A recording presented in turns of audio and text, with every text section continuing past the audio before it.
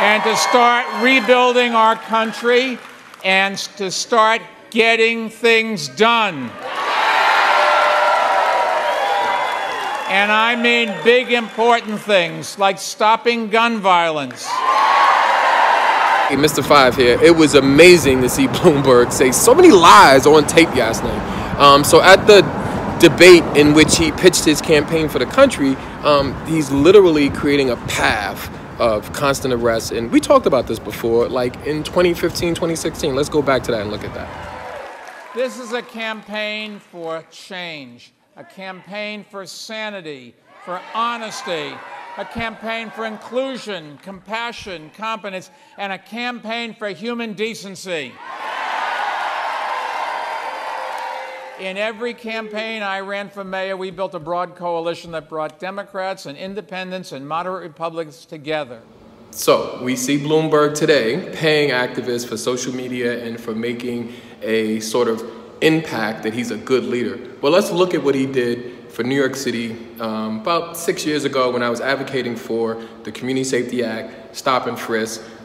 This is what he's offering the country as a system of totalitarian rule. Sad to say, when he was here in New York as a mayor, he ruled like a totalitarian order. He increased NYPD. He didn't mind that it was in black communities because he felt like that's where the crime is at. Those are where the criminals is at. And so this is what he's offering America. After a recording from 2015 surfaced of the former mayor defending his controversial stop and frisk policy.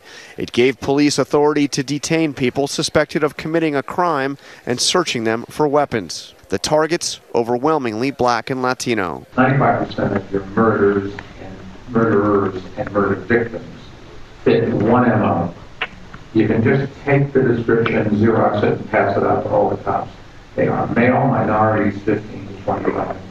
Bloomberg then bluntly described his policy. We put all the cops in the minority neighborhoods. Yes, that's true. Why we do it? Because that's where all the crime is. And the way you get the guns out of the kids' hands is to throw them up against the wall and frisk them.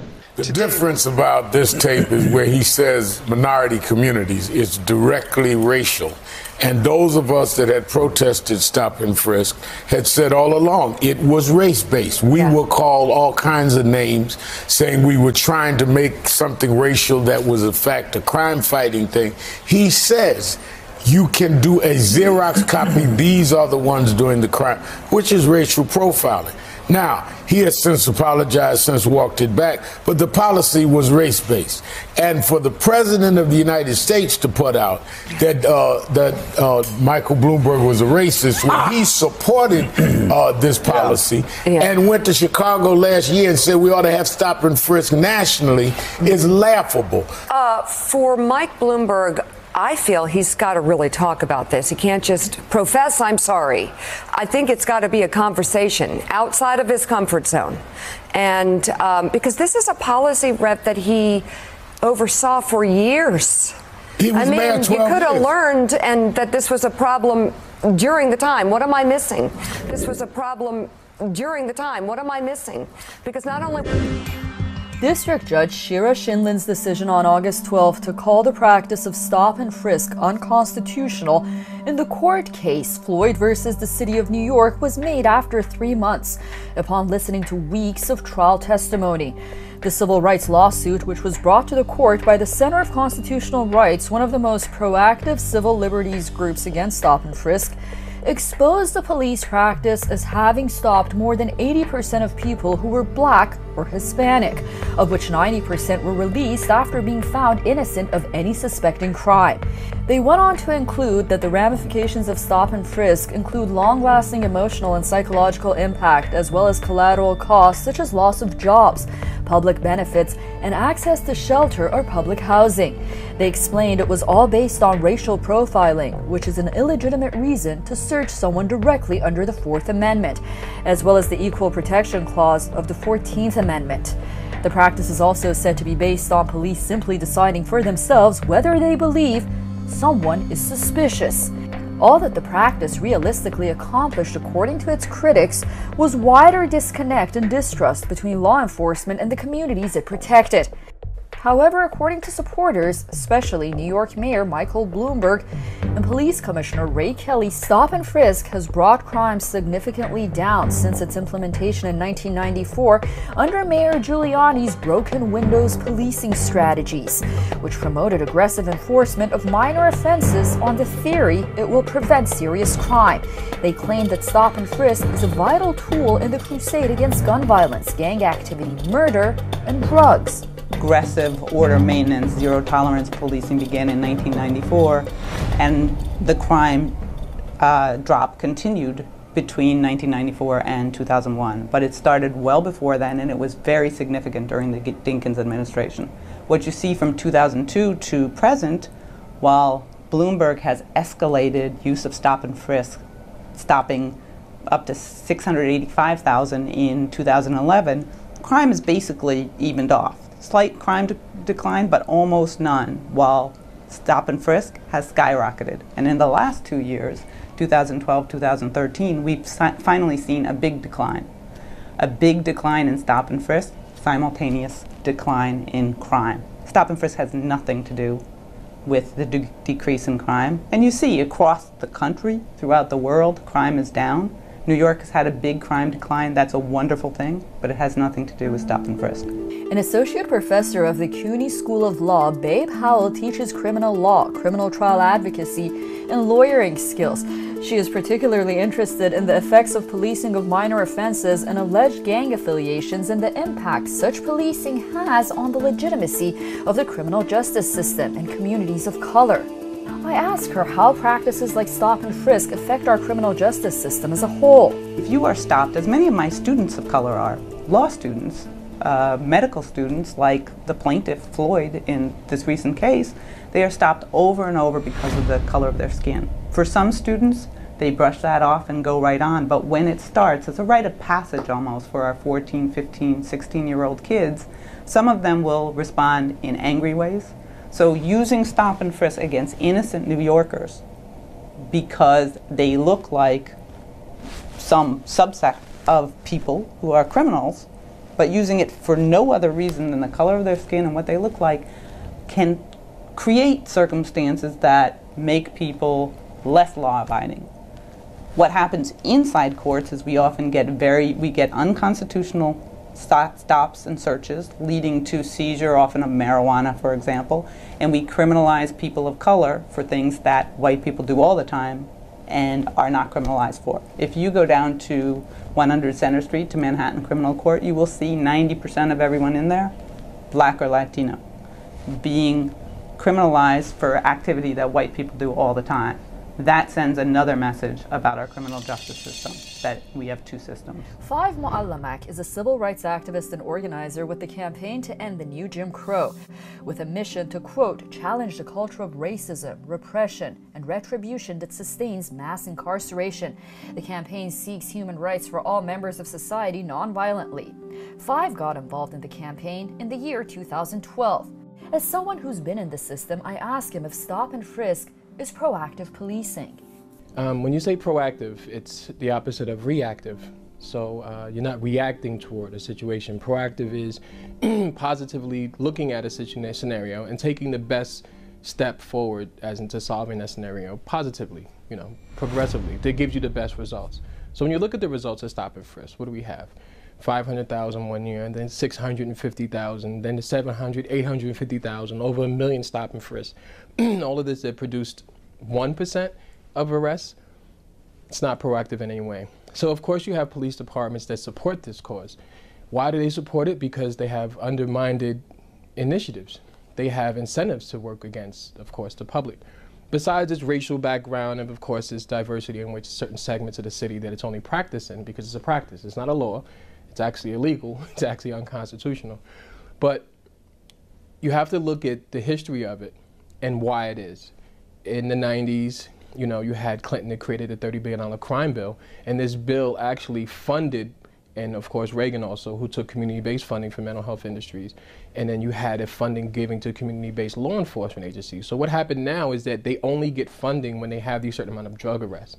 So you take the Fourth Amendment and you just throw it out the window, and you say, okay, the right to deny illegal search and seizure is out the window because it's a drug arrest.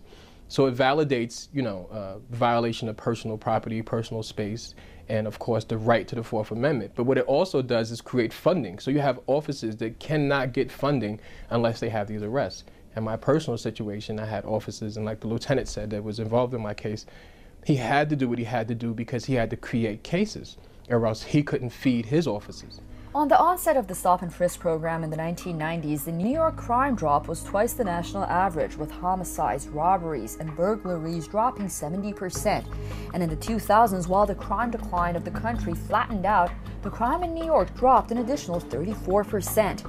According to NYPD statistics, considering the difference of crime rate now, over 10,000 blacks and Latinos are alive today who would have been dead had homicide rates remained as they did in the 1990s. In regards to the allegations that the process is racially discriminatory, the commissioner and mayor retorted NYPD's resources were allocated in minority neighborhoods due to the fact that statistical crime data showed that's where the most crime was occurring. They also went on to say that stop and frisk practices were to protect those same communities and to give them equal footing in the world. So when he says he's cleaning up these streets, where are you actually cleaning them up at? You're not doing a citywide program where stop and frisk is enacted in every part of the city or any part of it. You're doing it in certain individual parts of the community, and you're using certain funding based off of like FEMA funds from the terrorist organizations that attack the city, and you say you have funds to stop that. So anti-terrorism is now practiced in 145th Street or 149th Street and 3rd Avenue in the train station where they're looking for plutonium and uranium in somebody's bag. Not even where these issues had happened at. Bloomberg, in my opinion, of course, is looking for that niche, that great niche. He's the only mayor that, of course, have been somehow voted in for 3 sessions. He's been in for 3 terms, and he's increased wealth for the rich, but not for the middle class or not for the poor, in which the city mostly is made up of. New York has always been made up of the working people and the population of that. He, I feel, is looking for great achievements and trophies to add onto his list, because he cannot have any commonality, doesn't have any relation toward the people or the working people inside. And you can see that through his actions. Stop and frisk is not making the city a better city. You look at Mayor Koch, who was the mayor when the city was somewhat at its crime peak. When we had 4 or 5 murders a day, okay, that's okay. It's okay, it was a good day, And what he did was he created a military-style drone enforcement inside of the communities by putting expectations in, by having the UF-250 forms for stop and frisk, by putting expectations on officers that go out into the community and just harass the people because they have a quota to fill. So that is not quality policing. He's actually looking for a trophy to make an example for other states. And people leave New York law enforcement positions and go to other states and have prominent positions in other law enforcement areas because they say we're tough on crime. But if you're being tough on crime, you're just being tough on crime in certain areas, quote unquote, the bad areas, which just happens to be Black and Latino areas. I don't think so. I follow facts, respect data, and tell the truth. My whole career, I have been a doer. And I believe we need less talk, less partisanship. The court ruling by Judge Shinlin essentially stated that the case is about if New York City had a policy or custom of violating the Constitution by making unlawful stops and conducting unlawful frisks. It deemed that oversight regulations need to be in place because the city's highest officials have turned a blind eye to the evidence that officers are conducting stops in a racially discriminatory manner. According to court-ordered plans to fix the practice, NYPD precincts in each borough that have the highest number of stop and frisk must have their patrol officers wear a camera device for a year. And then, the court-appointed federal monitor, NYPD and civil rights advocates would evaluate the costs and benefits of the program. The video recordings will determine if some minorities are indeed stopped simply as a result of their race or based on their suspicious activity or appearance. The judge cites the success of similar programs in Rialto, California. That town's police department had equipped half of its police officers, about 54 officers, with small cameras that recorded daily interactions with civilians as part of a study for 1 year. After the trial period, it was concluded that the camera served as a deterrent for both parties. It actually diffused volatile situations. Even though Rialto has a population of 100,000 and its police force is the size of only one of NYPD's precinct, Judge Shinlin still found merit in and concluded it should be tested out in a pilot program. Mayor Bloomberg described the camera pilot program as, quote, a nightmare, arguing that it would bring more questions than answers. Like, when should the camera be on and off? Did the officer tamper with the angle to obstruct view? Should it be on when someone is giving confidential information?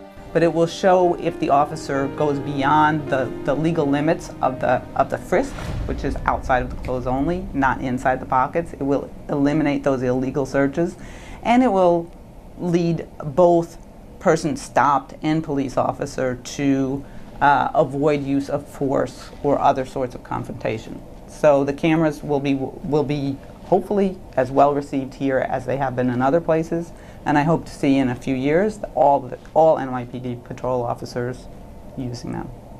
The judge ruled that an independent monitor will have to work with the independent inspector general that the New York City Council just created a position for. The 51-member council, headed by Speaker Kristen Quinn, also a candidate for the mayoral elections coming up, voted to override a veto for two bills that Mayor Bloomberg opposed. The council overwhelmingly passed the two bills, collectively known as the Community Safety Act. One bill called for the creation of an independent inspector general with the subpoena power to study and make policy recommendations to the department. The other would open up the state courts to individual claims of bias-based policing.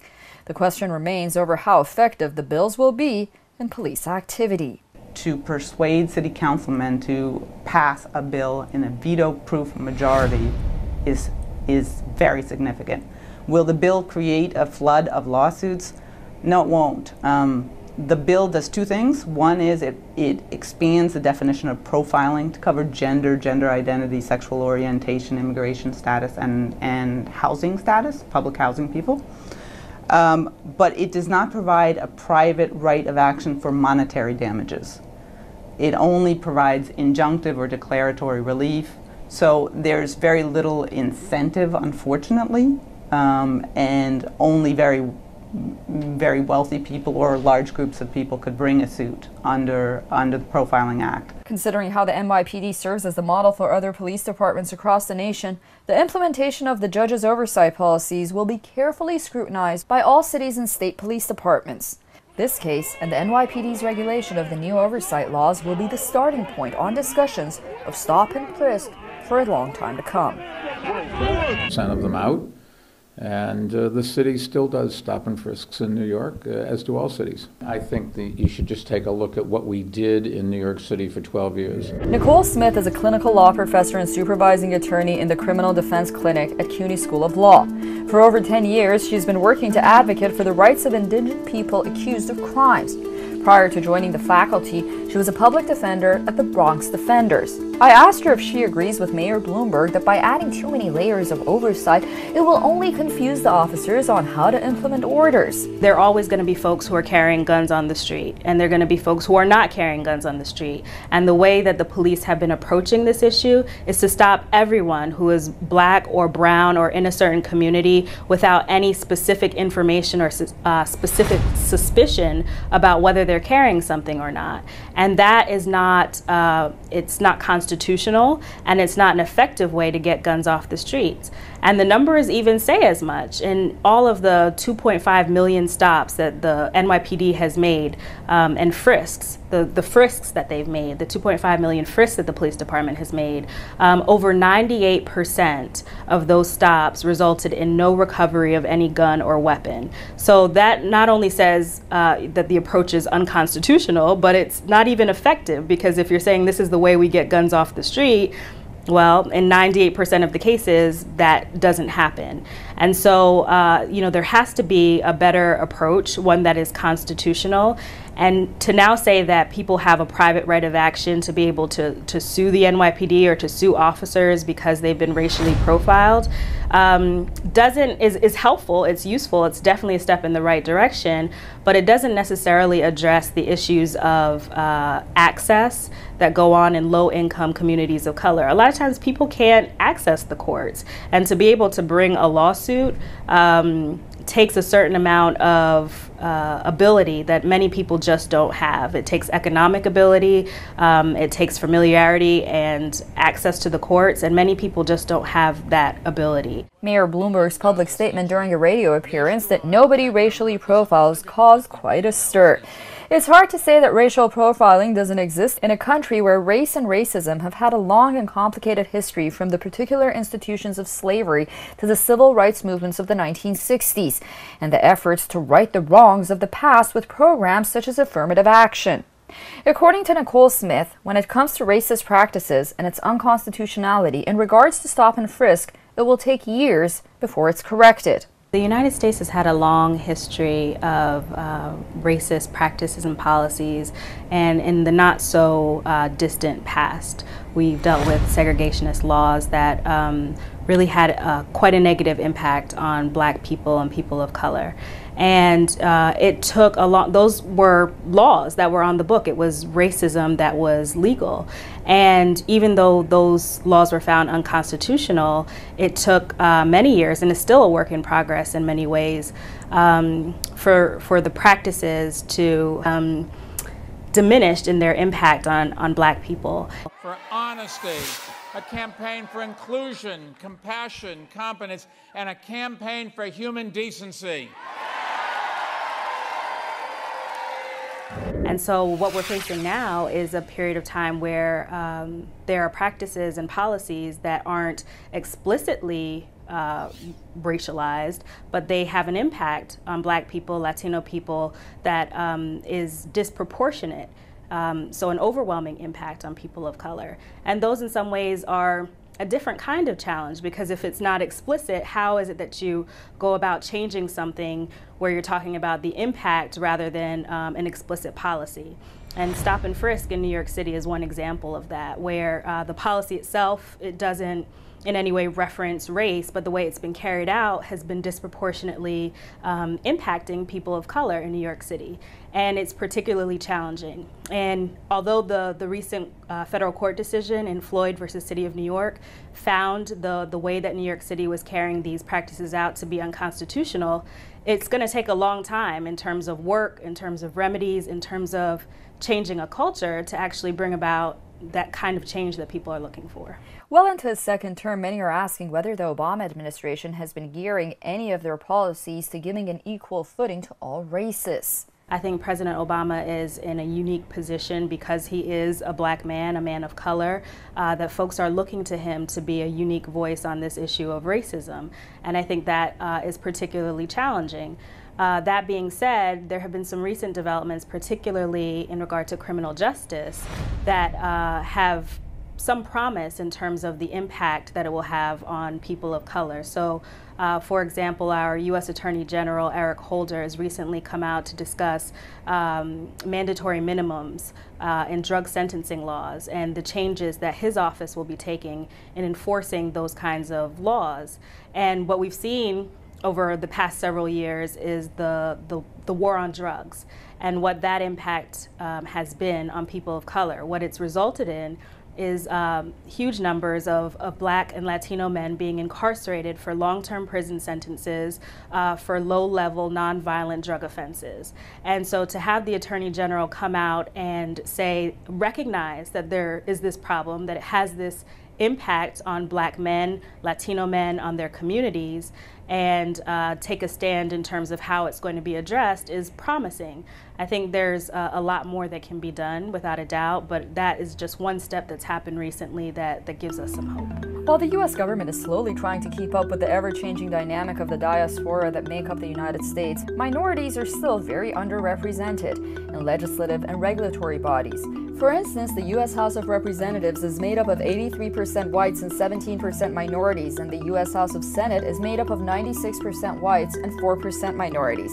Meanwhile, America continues to have its communities evolve and redefine themselves. Most young Americans now expect and embrace diversity casually, something that older generations needed to learn through sometimes painful experiences. President Obama's vision is to reinforce this unity by building an American community that is based on the common elements of national culture. While the definition of community for Americans has evolved and changed, there is still a long road ahead. I think in New York, it got out of hand, and when I realized it, I cut 95% of them out. And the city still does stop and frisks in New York, as do all cities. I think you should just take a look at what we did in New York City for 12 years. Factually, in the statement he released in response to the video, but he didn't just simply inherit the practice. Yes. Between 2002 and 2011, stop and frisk increased sevenfold under Mayor Bloomberg's mayorship. And the New York Times fact-checked this. So he can't just simply try to fudge it. He's going to have to address the issue head-on and directly. If there's an issue here, particularly in the context of Black Lives Matter, he has to answer it. Getting it done means addressing discrimination and inequality. Welcome to Bloomberg 2020. Thank you.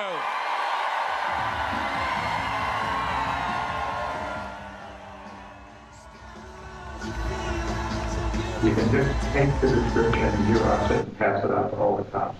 They are male, minorities, 15, 14. Is to throw them against the wall and frisk them.